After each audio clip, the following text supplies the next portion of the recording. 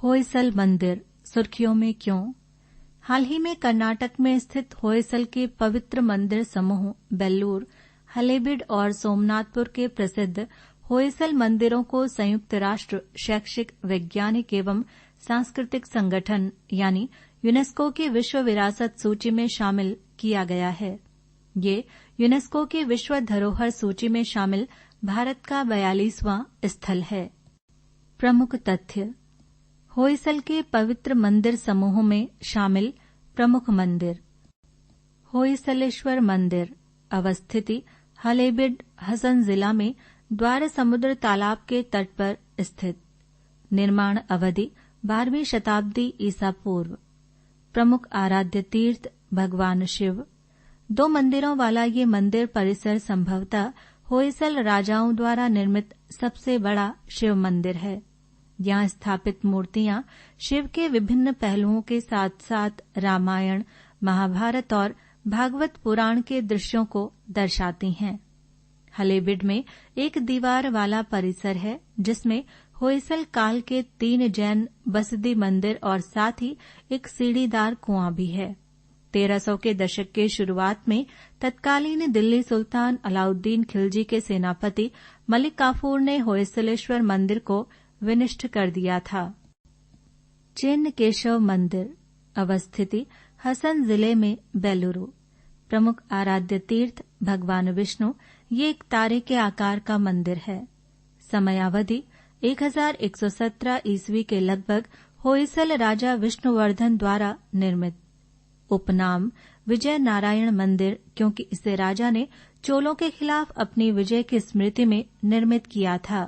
बेलूरू, जिसे पुराने समय में वेलपुरी, वेल्लूर और बेलापुर के नाम से भी जाना जाता था, यागाची नदी के तट पर स्थित है एवं होयसल साम्राज्य की राजधानियों में से एक था। चिन्न केशव मंदिर भगवान विष्णु को समर्पित है और बेल्लूर में मंदिर परिसर में मुख्य मंदिर है। केशव मंदिर स्थान सोमनाथपुरा गांव, मैसूर जिला। समयावधि 1268 ईस्वी। होयसल राजा नरसिम्हा तृतीय के सेनापति सोमनाथ द्वारा निर्मित। प्रमुख आराध्य तीर्थ भगवान कृष्ण।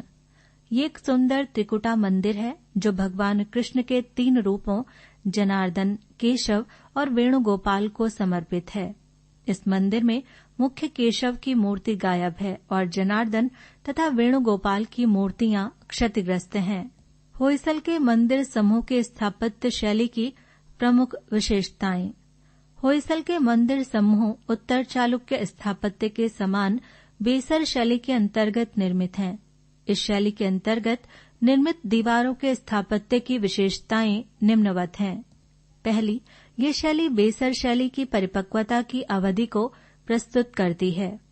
दूसरा, इस शैली के मंदिर मैसूर क्षेत्र में बने हैं जिनकी संख्या लगभग 80 है। 3, इनके निर्माण में क्लोराइट पत्थरों का प्रयोग किया गया है। 4, इस मंदिर की योजना में 4 अंग हैं। पहला, गर्भगृह यानी कोष्ठ। दूसरा, अंतराल यानी सुखानसी। तीसरा, स्तंभयुक्त वृहत कक्ष या नवरंग। चौथा, स्तंभयुक्त खुला मंडप या मुखमंडप। 5, इसके कक्ष स्तंभयुक्त बने हैं जो इसकी विशेषता है। स्तंभों में 3 भाग हैं: आधार, धड़ और शीर्ष। इसका आधार वर्गाकार है, धड़ तथा शीर्ष गोल है। शीर्ष पर ब्रैकेट हैं।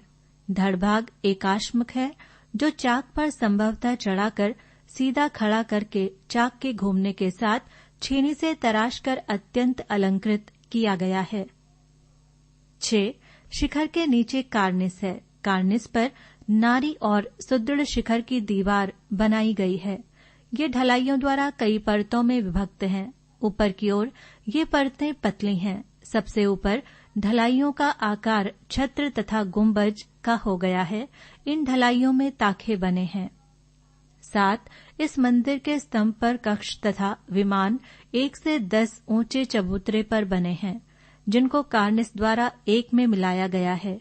कक्षों के बाहरी भाग के निर्माण में स्तंभ तथा उनके बीच में दीवार के स्थान पर पत्थर की जालियों द्वारा बाहरी भाग भरा गया है। इन स्तंभों की दूरी परस्पर समान है। स्तंभ, विमान तथा चबूतरा सभी पूर्णतया अलंकृत हैं। चबूतरे पर प्रायः 6 पट्टिकाएं अलंकरण की लगाई गई हैं, जो क्रमशः ऊपर से नीचे की ओर निम्न उत्खचित हैं। ए. राजहंसों की अवली वाली। बी. पवित्र नदियों में रहने वाले जलचरों का अंकन। सी. रामायण और महाभारत के दृश्य। डी. फल और लताएं, सूर्य की आकृति और कीर्तिमुख हैं। ई. दौड़ते घोड़े घुड़सवारों के साथ। एफ. भारी शरीर वाले हाथियों का जुलूस जो धीरे धीरे बढ़ाते हैं। इस समय हिंदू तथा जैन दोनों धर्मों के मंदिर बने। यूनेस्को की विश्व विरासत सूची और भारत। विश्व में विश्व विरासत स्थलों यानी वर्ल्ड हेरिटेज साइट्स की संख्या के मामलों में भारत 6ठे स्थान पर है। इटली 58 के साथ पहले स्थान पर है। भारत में विश्व धरोहर स्थलों की कुल संख्या 42, कुल सांस्कृतिक विरासत स्थल 34, कुल प्राकृतिक विरासत स्थल 7। मिश्रित विरासत 1 सिक्किम में खांगचेनजोंगा राष्ट्रीय उद्यान। भारत से पहला विश्व विरासत स्थल ताजमहल, आगरा का किला, अजंता और एलोरा की गुफाएं सभी 1983 में सूचीबद्ध।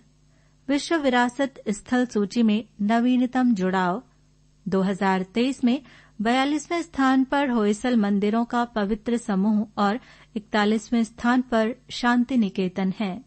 गुजरात में धौलावीरा भारत से विश्व विरासत सूची में सिंधु घाटी सभ्यता का एकमात्र स्थल है। पृष्ठ संख्या 79।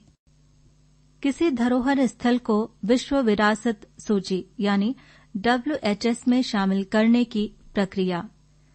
विश्व विरासत सूची में शामिल होने के लिए साइटों को उत्कृष्ट सार्वभौमिक मूल्य का होना चाहिए और यूनेस्को के 10 चयन मानदंडों में से कम एक को पूरा करना चाहिए।